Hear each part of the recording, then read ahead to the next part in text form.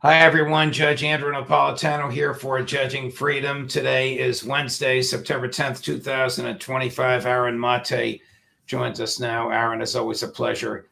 My dear friend, thank you for joining me. You have a very important piece. I read all your work, but you have a very important piece on your Substack post about Israel and the U.S. using diplomacy for aggression. Is the United States as culpable as Israel for the bombings in Doha earlier this week? I think so. Trump tried to feign innocence that he didn't know about this until the last minute, which just strains credulity. Israel is carrying out an attack not only on another sovereign country, but a sovereign country that hosts a U.S. military airbase. And I don't think Israel carries out any act of aggression without a U.S. endorsement. That's been the case for a very, very long time. And I don't think that this was any exception. I think Trump was in on this from the start. And look at the timeline. Trump last week submits a new proposal to Hamas, says this is your last chance. You better meet our demands or else. So then Hamas gathers to study the proposal, which Trump has submitted, and then Israel goes ahead and bombs the Hamas meeting. By the way, Hamas claims that none of its senior leaders were killed, but 6 people were confirmed dead, including some Qatari security officials.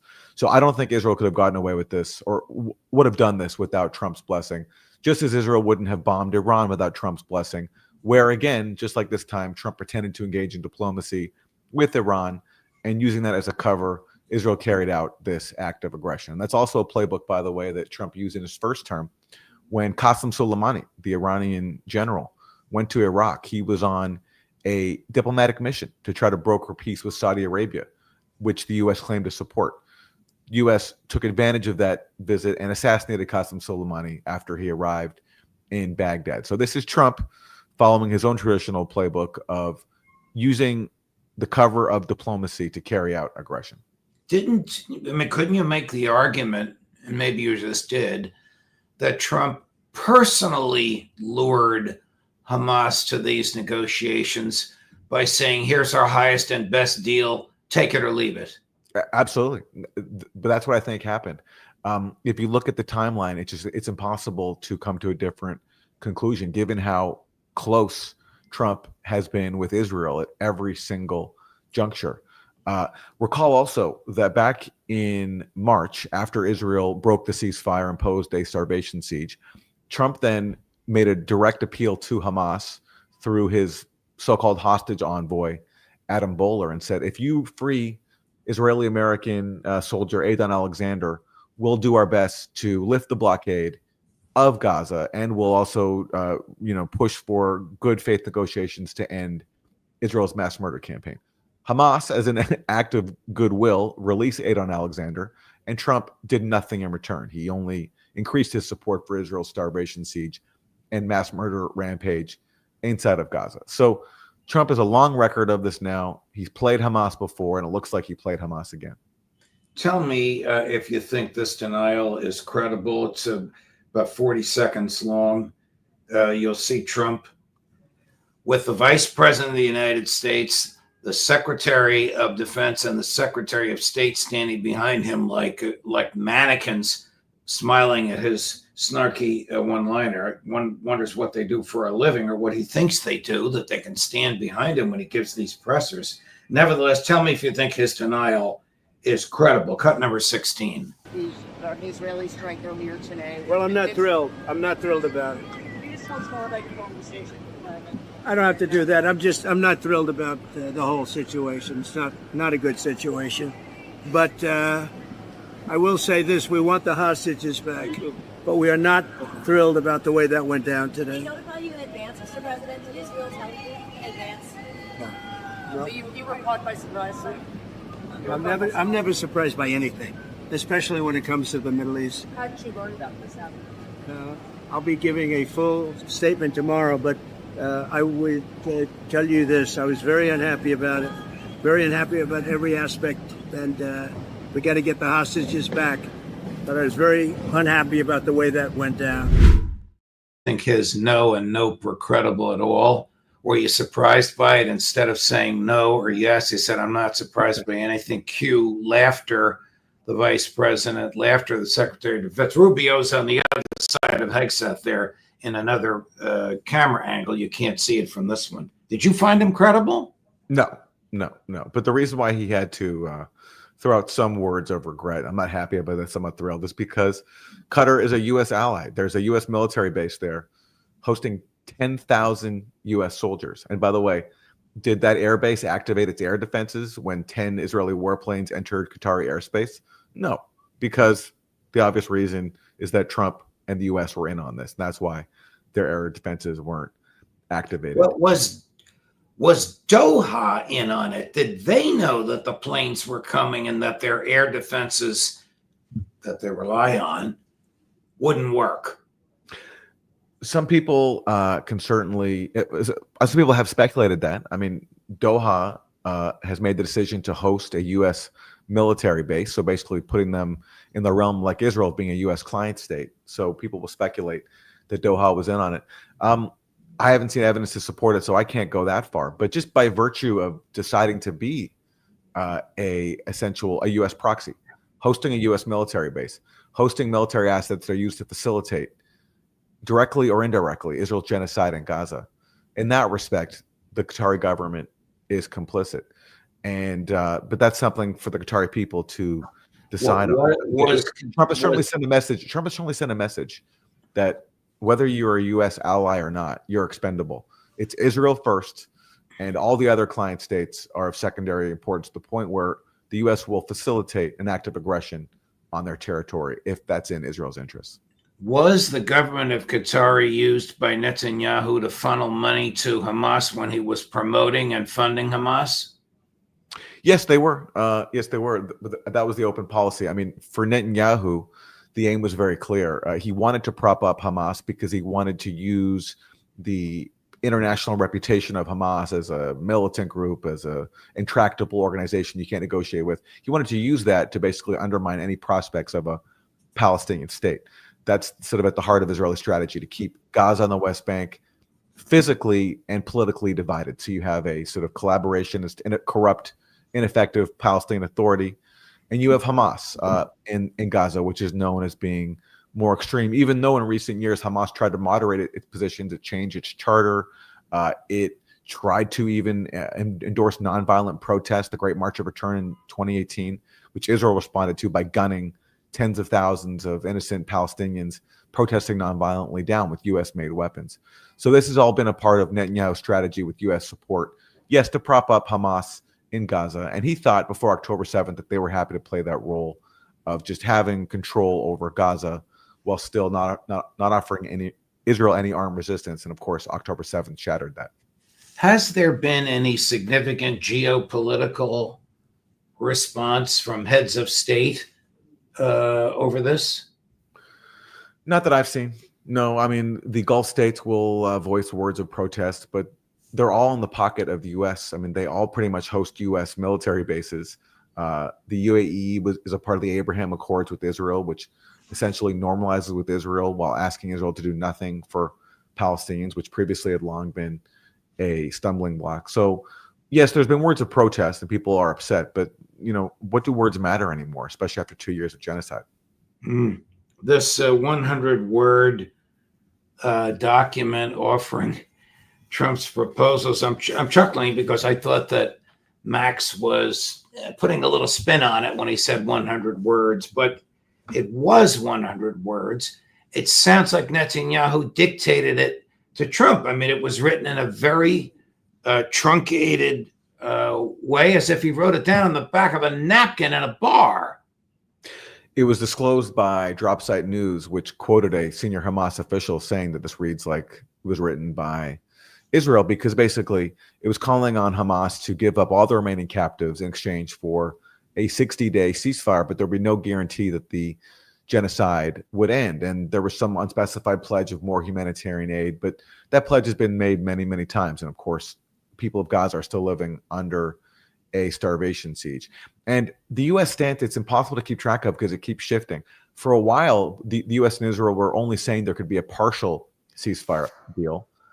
Then they started demanding that there be a full ceasefire deal. And whenever Hamas offers its acceptance, according to one Qatari official, the latest Hamas acceptance met 98% of Steve Witkoff's demands. even when that happens, U.S. and Israel change their stance because basically the overriding goal here is not a ceasefire deal.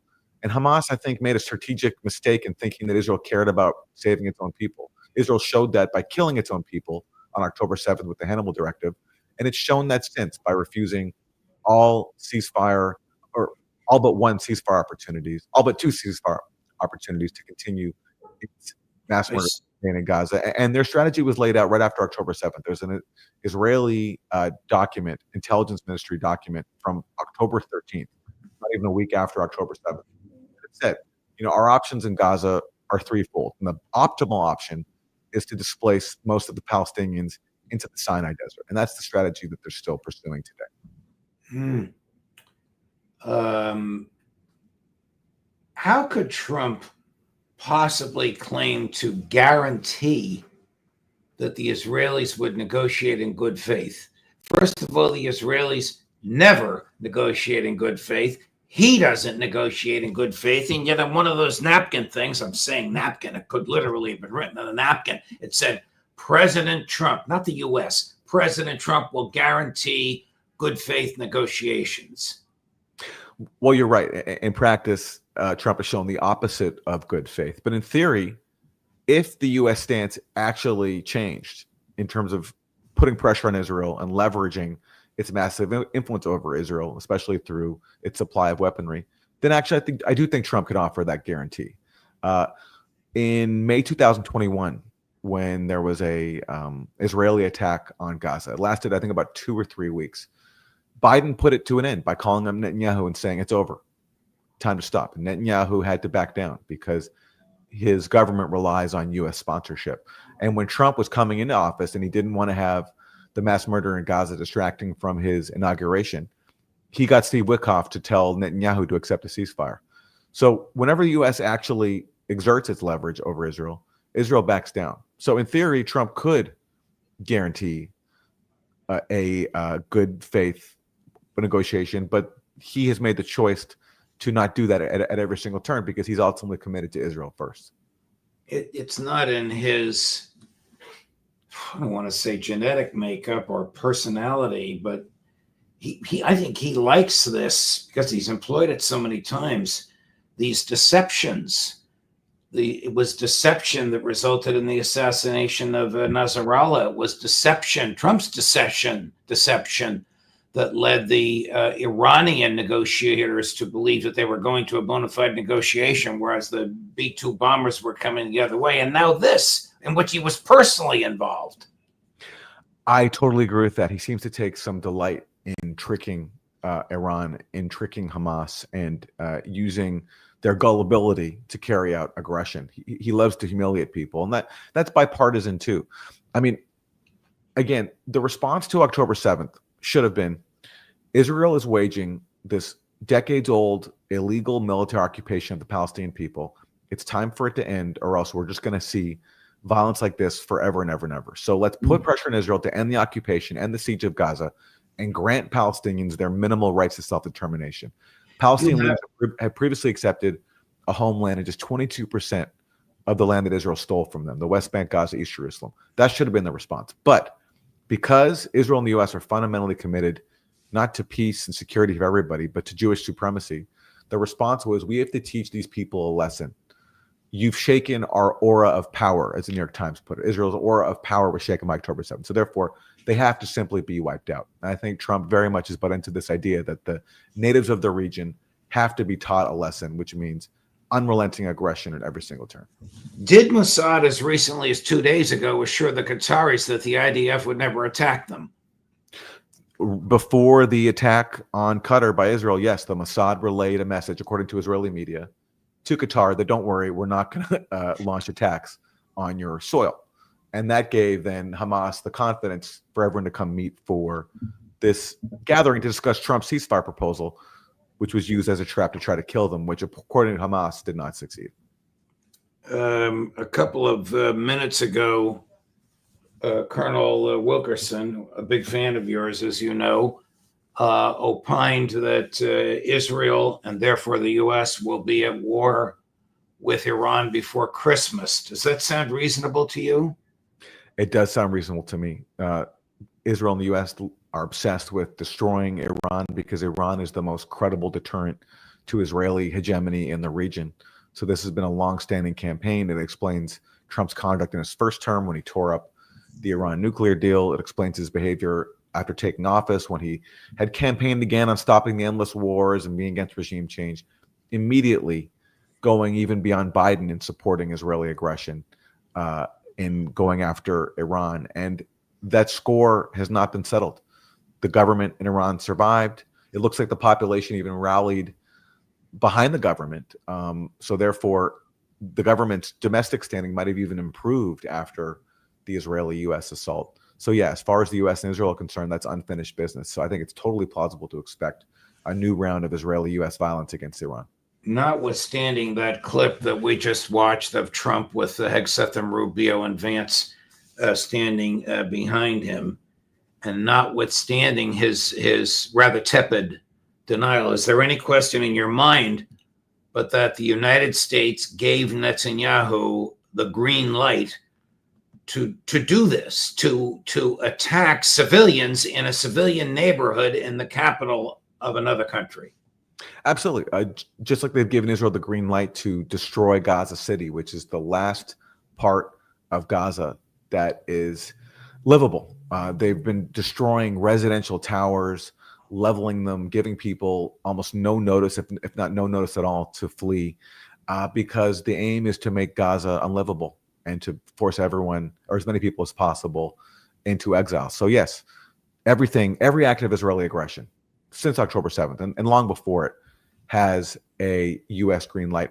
And by the way, on the point about Iran, one of the reasons why Netanyahu attacked Iran when he did earlier this year was because he knew, and this was disclosed by the Washington Post, he knew that Iran was rebuilding its air defenses. And so he only had limited time to do that. And I do believe Netanyahu and U.S. are on the same clock now. They know that if they wait too long, Iran will restore its defensive capability. So all this talk from Netanyahu and Trump about Iran is weeks away from a nuclear weapon, that was simply a lie to try to cover up the real fear they had, which is that Iran was simply rebuilding its defensive capacity. And I have no doubt that the same imperative is driving U.S.-Israeli thinking today. I'm going to play a clip for you. And when I saw it, I thought of you, not because this person in any way reminds me of you, but because you'll appreciate what he said. He once was able to whisper these things into Trump's ears, but no longer. This is Steve Bannon on the influence of the Israelis today. Watch this, Chris, number 19. The world's best ally. I don't want Tom Cotton and Lindsey Graham. You're going to tell me that again? You're the world's best. Here's what an ally does. They're a protectorate. They're not an ally. They never fought shoulder to shoulder with us anywhere. Okay? They get us into messes like in Iran where they tried to have regime change and lied about it.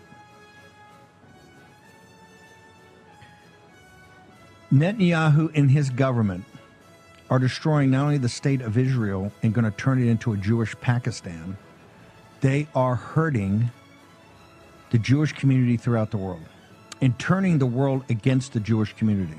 Full stop. Who was it that said the greatest driver of anti-Semitism in the world is Benjamin Netanyahu? Well, I'm not sure who said that, but it's true. I mean, and again, as Max Blumenthal often points out, this is the essence of Zionism. Zionism requires anti-Semitism in order to justify Israel's existence as a Jewish supremacist state, to make the world unsafe for Jews, therefore create this so-called safe haven where security for Jews is provided by them ruling over the people whose land they stole. That's the essence of Zionism right there. So Zionism has long promoted anti-Semitism, and that's what Israel is fomenting today. I mean, what else are people going to do when you see the self-proclaimed Jewish state acting in the name of the Jewish people, acting in the name of the Jewish tradition, carrying out a genocide, carrying out the most cruel acts people have ever seen, one of the worst crimes in human history? So there's no doubt that Israel is the number one driver of anti-Semitism. Is the United States morally culpable for Israelis crimes. You and Max and I have referred to Israel as a criminal state. That would make the United States a criminal state, or at least under Joe Biden and Donald Trump. Well, I would say going back to 1967, the U.S. is liable for Israel's crimes because that's when Israel became a client state of the U.S. because it smashed Arab nationalism, and that's when U.S. leaders recognized that Israel had value to U.S. hegemony, sort of a way to police the Middle East and keep down the natives and make sure that oil resources of the region are under the control of the U.S. and its clients. So every crime that Israel's committed since then, I think the U.S. has been complicit in, and that's why we're seeing now there's been this token effort by some states, including France and the UK, to recognize Palestinian statehood. This is supposed to be what the U.S. supports, a Palestinian state. That's remains official U.S. policy, or at least it did under Biden. And what did the Trump administration do? They banned the visas for Palestinian Authority officials to come to the UN for that session recognizing their token statehood. And it's extraordinary because who's the Palestinian Authority? They're a corrupt regime in Ramallah with no popular support. They've been acting as a subcontractor for the Israel occupation, which was the point of the Israeli-U.S. so-called peace process under the Oslo Accords. So even the U.S.'s own collaborators are deemed to be non grata in the U.S. if they dare take part in a symbolic recognition of Palestinian self-determination, which and that effort to destroy Palestinian state has been going on for a very, very long time under all presidents, including Bill Clinton, who inaugurated the so-called peace process. So absolutely, I think every Israeli crime is a joint U.S. production as well. Aaron Maté, thank you, my dear friend. Thanks for this great piece on your Substack post. In Qatar, attack Israel and U.S. again use diplomacy for aggression. I commend it to everybody, and we look forward to seeing you next week. All the best. To you as well, Judge. Thank you. Thank you. Coming up shortly at 3:00 this afternoon on all of these topics, mainly Israel, Professor John Mearsheimer, Judge Napolitano for Judging Freedom.